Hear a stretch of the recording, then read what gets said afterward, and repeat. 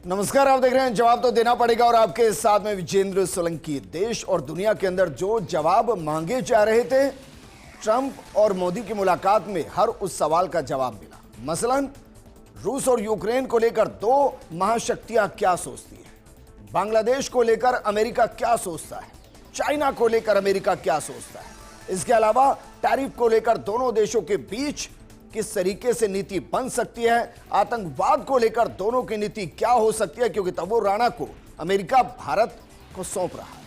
इसके अलावा defence sector में डील होना, वहां से पेट्रोलियम और क्रूड ऑयल और इसके अलावा गैस, इसको लेकर डील लॉक होना, यह बताता है कि यह दोस्ती गर्मजोशी से भरी हुई। और मोदी ने अमेरिका जाने से पहले 10 तारीख को एक ट्वीट किया था जिसमें कहा था कि जहां से रिश्ता पिछले टेन्योर में छोड़ा गया, वहीं से रिश्ते को आगे लेकर चलेंगे। तो क्या रिश्ता वहीं से शुरू हुआ आगे, और इससे भारत को फायदा होगा, क्योंकि एआई के सेक्टर में भी अमेरिका अपनी टेक्नोलॉजी को भारत के साथ शेयर करने के लिए तैयार हो चुका है। आज बात इसी मुद्दे पर की। दोस्ती वही है, गर्मजोशी नहीं है, और इस नए गर्मजोशी में हिंदुस्तान के लिए क्या नया है।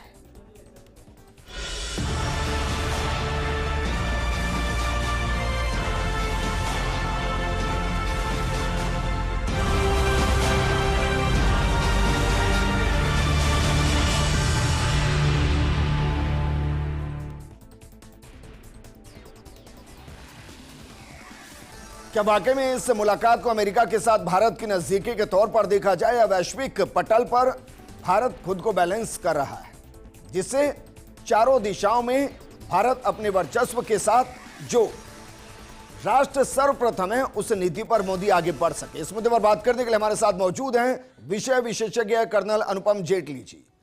कर्नल देवानंद जी विषय विशेषज्ञ हमारे साथ है जियोपॉलिटिक्स पर, उनसे बात करेंगे। हमारे साथ पूर्व राजनयिक गौरी शंकर गुप्त जी जुड़ गए हैं, और आर्थिक मामले के एक्सपर्ट सुनील दत्त गोयल जी हमारे साथ हैं। लेकिन उससे पहले जरा यह देखिए कि मोदी ट्रंप की जो मुलाकात हुई उसमें बड़े बड़े फैक्टर क्या रहे, या बड़े डिसीजन क्या रहे।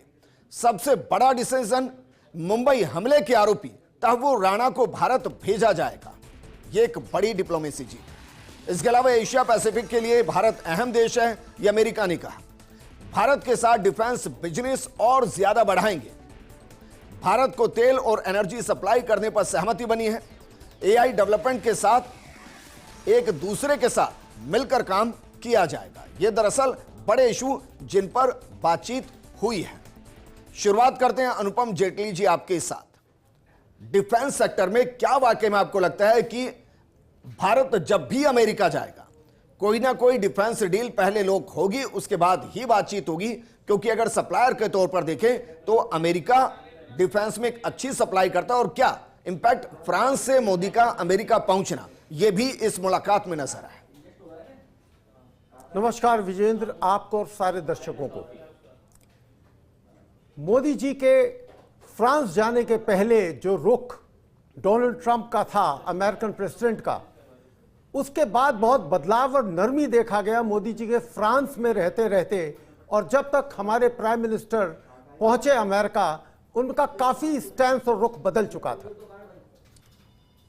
हम मानते हैं कि 2008 से अब तक $20 बिलियन से ऊपर का जो साजो सामान है फौज के लिए, वो अमेरिका से आया है, जिसमें J130J सुपर हरकुलिस हैं, ग्लोब मास्टर्स हैं, अपाची हैं, चिनहुक हैं, और हॉविट्जर्स हैं, M777, और भी इक्विपमेंट हैं जो डिफेंस को दिए गए हैं। परंतु उसके पश्चात पिछले कुछ सालों से आर्मी को जो चाहता था, आर्मी कुछ डिफेंस टेक्नोलॉजी जो अमेरिका से आए, वो इस विजिट में उन्होंने बोला है कि वो ट्रांसफर करने को तैयार है। जैसे कि अगर आप देखें तो भारत को तकरीबन 10 मैकेनाइज्ड इन्फेंट्री बटालियन के लिए 530 के करीब इन्फेंट्री कॉम्बैट व्हीकल चाहिए, और अमेरिका ने पेशकश की है कि वो स्ट्राइकर जो आईसीवीज हैं वो भारत को देने को तैयार है, और शुरू के कुछ जो इंपोर्ट किए जाएंगे उसके बाद असेंबलिंग और मेकिंग भारत में टेक्नोलॉजी ट्रांसफर करके होगी। इसी तरीके से अगर आप देख रहे हो जेवलिन एंटी टैंक मिसाइल, उसके लिए भी अमेरिका इन्हीं शर्तों पर की टेक्नोलॉजी ट्रांसफर करेगा मान गया है। और ऑब्वियसली सही बात है, जब गैस, ऑयल और क्रूड आएगा तो डिफेंस उसका एक बहुत बड़ा जो है खरीदार है और उसके सारे इक्विपमेंट उसी पर चलते हैं। इसलिए मेरी समझ में ये एक बहुत अहम और बहुत खास विजिट रही मोदी जी की, जिसमें भारत को बहुत ज्यादा सामान मिला है। ठीक है सर, मैं अभी इस अगले राउंड में आपसे सवाल भी करूंगा कि भाई इससे भारत सिर्फ इंपोर्ट कर रहा है, कुछ एक्सपोर्ट करने में बढ़ा होगा। बहरहाल सर्जिकल स्ट्राइक का जिक्र किया, लेकिन सर्जिकल स्ट्राइक भारत के आत्मनिर्भरता का प्रमाण और साथ में कि अगर कोई हम पर आघात करेगा तो हम पूरी क्षमता से करेंगे, लेकिन इसके लिए बेहतरीन वेपन्स की जरूरत होती है। तो क्या मोदी के दौर में भारत की सेनाएं बेहतर से और बेहतरीन होती चली गई और अमेरिका के साथ जो डील हुई उसमें सेनाएं और ज्यादा बेहतर होंगी? लगातार इस दोस्ती पर हम बात करने, कर्नल देवानंद जी भी हमारे साथ हैं। कर्नल देवानंद जी, वेपन इंडस्ट्री से इतर सा जियोपॉलिटिक्स समझना चाहेंगे, क्योंकि आज के दौर में एक दौर था जब अमेरिका में भारतीय कोई जाता था तो बहुत अलग रिएक्शन होता था, कईयों के साथ तो डील भी बहुत अच्छे से नहीं हुआ, लेकिन आज ऐसा लगता है कि जो महाशक्तियां हैं वो खुद भारत की तरफ देखती है और देखती है कि भारत किधर देख रहा है। क्या ये इससे भी साफ हुआ जब ट्रंप ने उनकी चेयर को खींचा? मैं सबसे पहले विजेंद्र जी, आज का 14 फरवरी का दिन है। मैं हमारे पुलवामा के उन 40 रन बांकरों को नमन करना चाहूँगा आपके चैनल के मार्फत, जिन्होंने अपने जीवन का सर्वोच्च बलिदान दिया था। और उसी कड़ी में जैसे आपने सवाल उठाया, क्या आज हमारा भारत सुरक्षित है, ऐसा मैं मान रहा हूँ। सवाल आपका ऐसा ही है। देखिए, जियोपॉलिटिक्स में नथिंग इज़ परमानेंट, चीज़ें बदलती रहती हैं। भारत के नज़रिए से अगर हम देखें, जो विजिट अभी फ्रांस और यूएस के अंदर मोदी जी की हुई है, मैं उसको ऐतिहासिक मानता हूँ। जो निकल के आया है भारत के हितों की रक्षा करने वाला।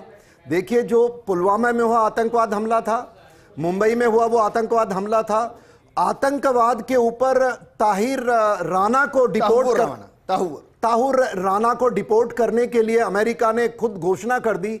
मैं मानता हूं ये बहुत बड़ी जीत है 14 फरवरी के दिन हमारे देश के लिए। इसी के साथ साथ अगर आगे आए, देखिए जियोपॉलिटिक्स, रूस और अमेरिका थोड़े दिन पहले मानते थे पता नहीं युद्ध होगा नहीं होगा, और आप देखिए एक दिन पूर्व उन दोनों की बात होती है, पुतिन और ट्रंप साहब की, और दोनों एक दूसरे को न्योता दे रहे कि आइए हमारे देश में एक दूसरे के मेहमान बन के आइए। ये जियोपॉलिटिक्स का चेहरा है। और भारत का उसके अंदर देखिए एक अलग ही चेहरा निकल के आता है, जो मोदी जी की प्रशंसा मैं क्या पूरा विश्व कर रहा है कि वो जाते हैं तो मोदी जी को सब कुछ अमेरिका ऑफर कर रहा है। राणा को बोला आपको डिपोर्ट कर रहे हैं, कह रहे हैं F-35 आपको हम दे रहे हैं, कह रहे हैं आपके साथ हम मिलिट्री डिफेंस इक्विपमेंट की पहले प्रोक्योरमेंट से पहले हम उनकी वो जो रिसर्च साथ करेंगे, को रिसर्च करेंगे, को प्रोड्यूस करेंगे, को एक दूसरे को बेचेंगे। तो इस तरह की जो चीजें निकल के आ रही हैं, मैं मानता हूं देश का इसके अंदर गौरव बढ़ा है। और देखिए, जहां तक अगेन ये जियोपॉलिटिक्स ऐसा विषय है, बांग्लादेश, कल तक सब लोग ये पूछ रहे थे कि ट्रंप का क्या रुख होगा। मैं मानता हूं शायद ये मोदी साहब ने छक्का मारा है क्रिकेट का, या मैं कहूं 12 कोई अगर उसके आगे कोई गिनती है तो। ट्रंप साहब ने ऐसा बोल दिया कि Modi will decide what to do with Bangladesh. I am sure it's a great victory हमारे देश के लिए और बांग्लादेश के लिए, ऐसा कहना मैं मानता हूं। और एक सबसे बड़ी बात देखिए, हमारे देश के मोदी साहब का जो नेतृत्व में कॉन्फिडेंस है, मैं उसकी बात कर रहा हूं। ट्रंप साहब ने बोला कि चीन को अगर भारत आप चाहते हो तो मैं आपके रिश्तों के बीच में मैं मीडिएट कर सकता हूं।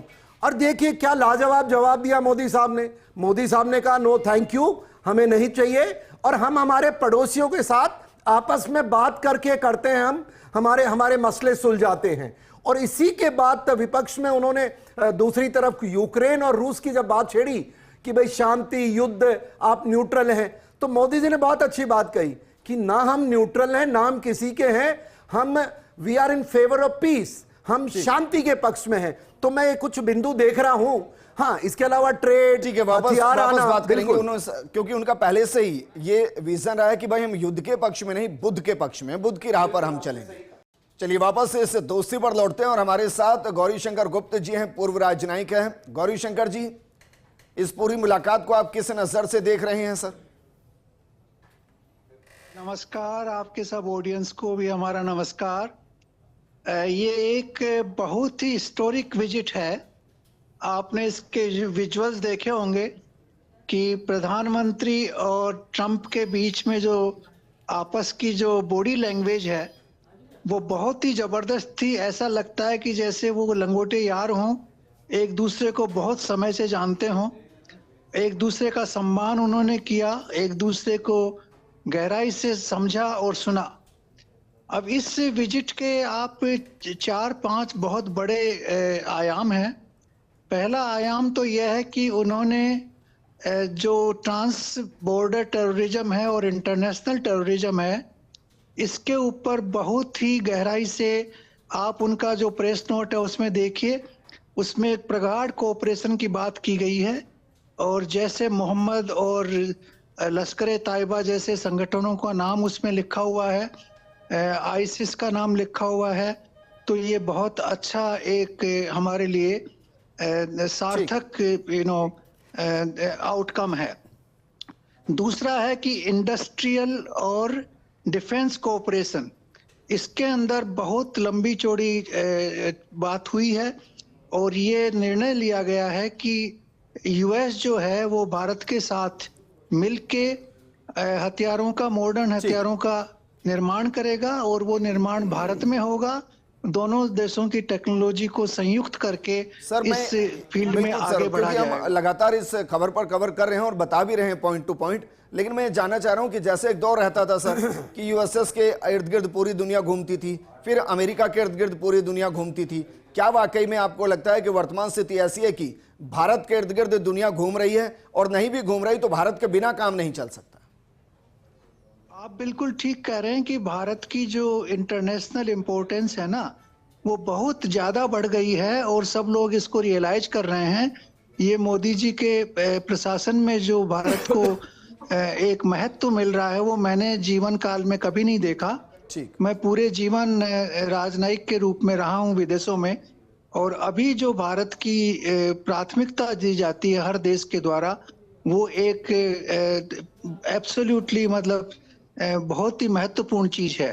तो आप बिल्कुल ठीक कह रहे हैं कि भारत को एक इंटरनेशनल अफेयर्स में एक बड़ा प्लेयर माना जा रहा है। ठीक है सर, वापस मैं आपके पास आऊंगा। सुनील गोयल जी, अब बात करते हैं उस मुद्दे पर जिसके लिए दोनों देश काम करेंगे और वो होता है पैसा, क्योंकि उन्हें अमेरिका फर्स्ट चाहिए और हमारे लिए राष्ट्र सर्वोपरि है, सर्वप्रथम है। तो जरा ये बताइए इस पूरी डील के अंदर भारत को फायदा क्या है? मैं सवाल इसलिए कर रहा हूं क्योंकि फिलहाल जो 113.8 अरब डॉलर का इंपोर्ट एक्सपोर्ट दोनों देशों में होता है, उसमें अमेरिका 40 अरब डॉलर के डेफिसिट के साथ है। मतलब भारत फायदे में है और 27-28 तक इस टारगेट को 300 अरब डॉलर रखा है, 500।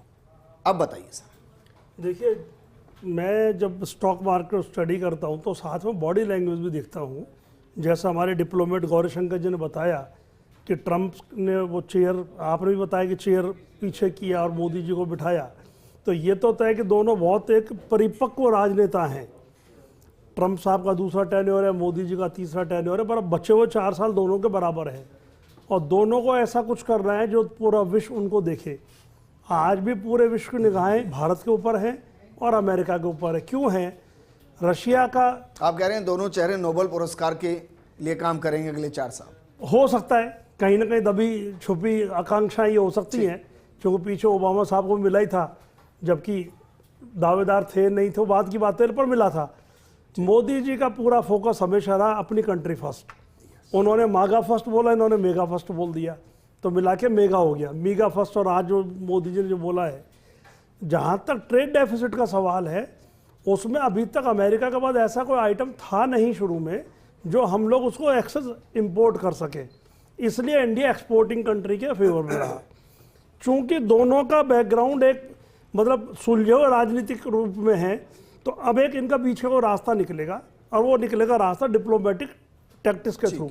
ऐसा नहीं कि मोदी जी आज वापस आ गए तो बातचीत बंद हो गई। तो फिर ये बताइए कि अगर इतना अच्छा था तो बाजार 250 पॉइंट क्यों टूट गया? देखिए, बाजार लगातार पैसा क्यों निकाल रहा है? नहीं, बाजार को टूटने के लिए और बहुत सारे रीजंस भी होते हैं साहब। बाजार खाली सिर्फ इसलिए नहीं टूटा, बाजार सुबह टूटा तो उठा भी था, बाजार वापस से प्लस में आया, फिर करेक्शन आया। उसकी वजह कि आज जो इन्वेस्टर है वो रात को अपना माल ले करके घर नहीं जाता, वो डे ट्रेड करता है, सुबह आया खुला बिका, दोपहर में फिर एंट्री मारेगा, 3 बजे तक निकल जाता है। और ये पिछले 4 महीने से ये हो भी रहा है। हाँ, लेकिन अब जैसे कल मोदी जी इंडिया आ जाएंगे तो डेफिनेटली वो कोई ना कोई प्रेस बाइट भी देंगे वो, या उनके ऑफिशियल ट्विटर हैंडल से कोई नई चीज़ें निकल के आएंगी, और वो एक ऐसा क्रिप्स निकल के आएगा कि वो दोनों देशों के लिए विन विन सिचुएशन होगा, ना केवल दोनों देशों के लिए बल्कि संपूर्ण विश्व के लिए होगा। जैसा भी कर्नल साहब ने फरमाया कि बांग्लादेश के लिए वक्त की कमी है, लेकिन एक और सवाल आपसे साथ के साथ, टेस्ला क्या भारत में हो सकता है, और अगर होगा तो भारत के ऑटोमोबाइल सेक्टर पर क्या असर होगा? देखिए, मैं इसमें 2 लाइन अपने मन से बता रहा हूं, चूंकि मैं शेयर बाजार को एनालाइज करता हूं। एक कंपनी है यस बैंक लिमिटेड, और जियो ग्रुप को बैंकिंग सेक्टर में आना है, उसके फोकस बड़े क्लियर हैं। आज की डेट में भारत में सिर्फ एक यस बैंक ऐसा कंपनी है या लिस्टेड शेयर है जिसका पूरा इंडिया में बहुत अच्छा ब्रांड है, ब्रांड में कोई खराबी नहीं है। प्रमोटर्स थे, निकल चुका, आज वो SBI के साथ ओन कर रही है। मुझे ऐसा लगता है यस बैंक को जियो टेक ओवर कर लेगा। दूसरी प्रॉब्लम आती है वोडाफोन आइडिया को। सब वोडा आइडिया में वोडा अमेरिकन पार्ट है, और मस्क साहब का इंडिया में आने का पूरा प्लान है। अभी स्टारलिंक से कनेक्ट करें इसको। बिल्कुल, मैं ये कनेक्ट कर रहा हूं कि वोडाफोन आइडिया का नया मालिक अगर एलन मस्क हो तो कोई बड़ी बात नहीं होगी, इसमें हमें कोई अचंभित होने की जरूरत नहीं है। हमें मेंटली प्रिपेयर कर लेना चाहिए, क्योंकि अभी तक जो मेगाहर्ट्ज के ऑक्शन की बातें होती थी, दिसंबर में हमारे उसके पूरे लॉ चेंज कर दिए गए, कैबिनेट से पास हो गए, अब वो अलोकेशन के थ्रू होंगे। ठीक है, तो वोडाफोन में अब जो भी सेटलमेंट आएगा वो इतना बेहतरीन तरीके से आएगा कि उसमें मस्क की एंट्री होगी, और टेस्ला का प्लांट आ सकता है। हाँ बिल्कुल, टेस्ला इंडिया में आएगा, टेस्ला का प्लांट इंडिया में लगेगा, चूंकि इंडिया की 2 बहुत बड़ी कंपनी है। एक मदरसन सुमी ग्रुप है जो कि आज की डेट में वर्ल्ड का सबसे बड़ा वायरिंग और इलेक्ट्रॉनिक कंपोनेंट बनाते हैं। दूसरे इंडिया में बैटरी जो है, बैटरी का एसिड भी इंडिया में कंपनी बनाती है, ट्राइडेंट। तो ऐसे बेसिक जो तो रॉ मटेरियल हैं ईवीज के लिए वो इंडिया में मौजूद है। दूसरा, इंडिया से ही तो स्टील और एल्युमिनियम एक्सपोर्ट हो रहा है अमेरिका के लिए, तो वो बंद हो जाएगा। तो टेस्ला के लिए इससे बड़ी विन विन सिचुएशन क्या होगी? और टेस्ला मैन्युफैक्चरिंग या असेंबलिंग, मैं समझता हूँ मैन्युफैक्चरिंग असेंबली से शुरू होगा, मैन्युफैक्चरिंग तक आएगा ये। ठीक है, क्योंकि अगर यहां से पहले रॉ मटेरियल वहां एल्युमिनियम और लोहा जाए, फिर वहां से बनकर दोबारा आए, टाइम भी कंज्यूम हो और लॉजिस्टिक भी लगे, इंपोर्ट एक्सपोर्ट ड्यूटी में भी तो दोनों ड्यूटीज लगे। दूसरा, इंडिया में आज भी जो डेडिकेशन, जेटली जी, दोनों डेडिकेशन की डिफेंस के अंदर अच्छी डील हुई है। अब मैं उस सवाल को भारत के परिप्रेक्ष्य में लेता हूं। भारत डिफेंस सेक्टर का सबसे बड़ा एक्सपोर्टर बनना चाहता है। अब वो 10 साल में, 20 साल में, 30 साल में, लेकिन निरंतर बढ़ रहा है, और शायद 50,000 करोड़ के आसपास अभी वो डिफेंस सेक्टर में एक्सपोर्ट कर भी रहा है। अगर अमेरिका से वो इंपोर्ट करता है मैक्सिमम, तो फिर अगर बिग प्लेयर से इंपोर्ट ही करेंगे तो फिर एक्सपोर्टर कैसे बनेंगे? विजेंद्र, भारत जिस मजबूत कदम से डिफेंस के प्रोडक्शन में, आर्म्स, इक्विपमेंट और एम्यूनिशन में बढ़ रहा है, वो अपने आप में इस दुनिया में एक मिसाल है। परंतु हाँ, कई जगह ऐसी हैं जैसे हम अभी फाइटर एयरक्राफ्ट जेट के इंजन बनाने में नाकाम है, हम कोशिश कर रहे हैं। मिसाइल क्षेत्र में हम बहुत ऊंची तरक्की हासिल कर चुके हैं, और रॉकेट लॉन्चिंग और रॉकेट में हम दुनिया के किसी भी देश के बराबर हैं। सर, मैं बस आप अपनी बात पूरा कीजिए। आप ये कह रहे हैं कि HAL जिस तेजस को बना रहा है उसका इंजन मेड इन इंडिया नहीं है? नहीं, वो GE का है, अमेरिकन कंपनी। और इसीलिए हम लोग जो हैं, जिस भी देश से बेचने की बात करते हैं, उनके सामने दिक्कत आती है कि हर पीस के लिए उनको परमिशन चाहिए अमेरिका की, कि वो उसको मेंटेन करेंगे और उसकी सर्विसिंग करेंगे। इसीलिए हमारा इंजन जिस दिन बन जाएगा अपने आप में स्वदेशी इंजन, हम कोशिश कर रहे हैं, हमारी ट्रायल्स चल रही हैं, हमारा प्रोटोटाइप बन चुका है। मगर हो सकता है अगले 10 साल 15 साल में हम इस $600 बिलियन का जो बाजार है हथियारों का, उसमें काफी कुछ हासिल कर सकते। अब ये कह रहे हैं कि भाई अभी भी हमें बहुत सी चीजें ऐसी है जो इंपोर्ट करनी पड़ेगी, उसके बिना डिफेंस मुमकिन नहीं। लेकिन बहुत सी चीजों में हम इतने आगे निकल गए हैं कि उसमें हम मैक्सिमम एक्सपोर्ट कर सकते हैं। आप ये कह रहे हैं? जी हाँ, जैसे सैटेलाइट टेक्नोलॉजी। तो अमेरिका कुछ भारत से एक्सपोर्ट करता है, इंपोर्ट करता है क्या सर डिफेंस में? डिफेंस में अभी नहीं, कुछ भी नहीं करता। नहीं। कर्नल देवानंद जी, आप कुछ ऐड करना चाह रहे थे? जी, मैं एक चीज़ बताना चाह रहा था कि देखिए, सारी जो ट्रेड और प्रॉफिट इनकी बातें हो रही है, एक आईमेक की चीज़ हम मिस कर रहे हैं, वो है India middle east economic corridor. उसके लिए ट्रंप ने हाँ भर दी है कि हाँ भाई, I am with you, please go had. इसका इनडायरेक्ट आप देखिए कि जो अपना वाया इजराइल रूट यूरोप में जाएगा, वो जो छोटी मोटी हम ये टैरिफ की चर्चा कर रहे हैं उसको ऑफसेट करने में बड़ा मददगार होगा। और यहीं पर ही भारत से जुड़ा हुआ जो हाइफा का पोर्ट है वो अडानी का है, भारत का एक तरह उसमें बहुत बड़ा इन्वेस्टमेंट है। एक वो बात, दूसरी दो बात इन्होंने ट्रम्प साहब ने जिक्र करे हो तो चाबहार के बिना तो मुमकिन नहीं होगा। नहीं देखिए, बहुत सारी चीजें हैं को लेकर अमेरिका सख्त है ईरान के लिए। नहीं, बिल्कुल उसके भी तरीके खोजे जा रहे हैं ईरान। और जो देखिए जो डिप्लोमेसी जो चल रही है, सबसे बड़ी बात है कि अमेरिका अभी तक हमारे इसके ऊपर नहीं था। अमेरिका ने हाँ भरी है तो अब आगे रास्ते खोजे जाएंगे। इटली तक जा रहा है अब तो, जो एक अच्छा संकेत है। मैं दूसरी एक चीज और बात कहना चाहता हूं, जो ट्रम्प साहब ने दो बड़ी इंपॉर्टेंट बातें कही हैं। पहला ये कहा कि एशिया पैसिफिक में भारत हमारा एक अहम साझेदार है, बहुत बड़ी बात है देखिए। और दूसरी इन्होंने कहा कि इस्लामिक टेरर को काउंटर करने के लिए भारत और अमेरिका एक साथ पूरी तरीके से काम करेंगे। तो ये जो तीन इश्यू मैं लेके आया हूं, counter terrorism, defence, security, trade, इसके लिए बहुत अहम साबित होंगे, ऐसा मैं मानता हूं। एक लाइन में जवाब दीजिए जी। फिलहाल तो ऐसी स्थिति है नहीं, क्योंकि ट्रम्प के पुतिन के साथ ही बहुत अच्छे रिश्ते हैं। एक दौर हुआ करता था या तो अमेरिका से रिश्ते रख लीजिए या रूस से रख लीजिए। आपको लग रहा है कि अभी एक ट्रायंगल बन गया है, भारत, अमेरिका और रूस। देखिए, इस ट्रायंगल से कोई टकराना नहीं चाहेगा। देखिए, अब समय ऐसा बदल रहा है, मैंने कहा ना कि हर दिन परिस्थिति ऐसे जियो पॉलिटिक्स में चेंजेस आ रहे हैं। पर एक चीज क्लैरिटी है कि अमेरिका रूस से भी दुश्मनी नहीं लेना चाहता, चीन को भी नाराज नहीं करना चाहता, और भारत एक धुरी है।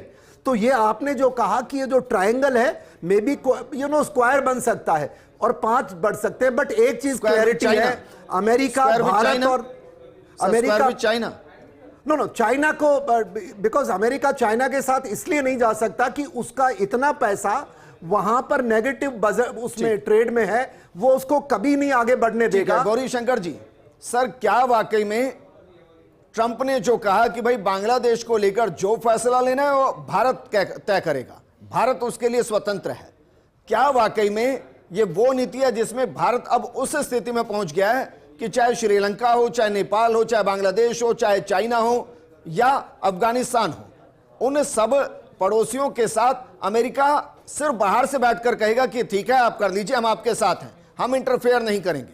क्या उस स्थिति में आ गए सर हम?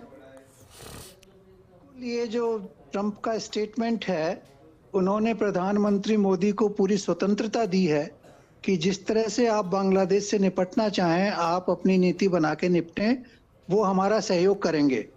तो ये एक बहुत ही बड़ा अचीवमेंट है। और इसके सहारे मैं ये बताना चाहूँगा आपको कि अमेरिका ने ये क्लियरली डिसाइड कर लिया है कि चाइना उनका कॉम्पिटिटर है, रसिया नहीं है। और वो रसिया से अच्छे संपर्क बनाना चाहते हैं। और उसमें क्या है कि भारत, रसिया और अमेरिका तीनों साथ आके चाइना को काउंटर करने के लिए तैयार होंगे।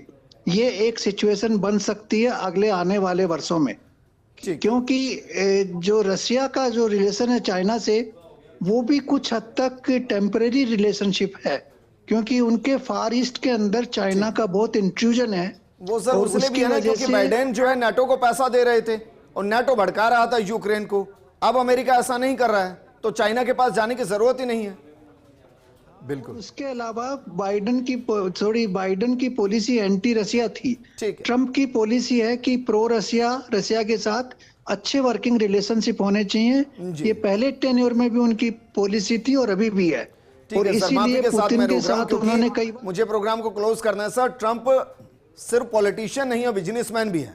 वो तो यूक्रेन को धमका रहे हैं कि भाई आपको अगर ये रूस का हिस्सा नहीं बनना है तो 500 अरब डॉलर का रेयर अर्थ मेटल जो आपके पास है उसको हमें दीजिए ताकि हम अपना घाटा पूरा करें। तो उसके लिए तो यूक्रेन के लिए भी फिलहाल आगे को और पीछे खाई जैसी स्थिति है।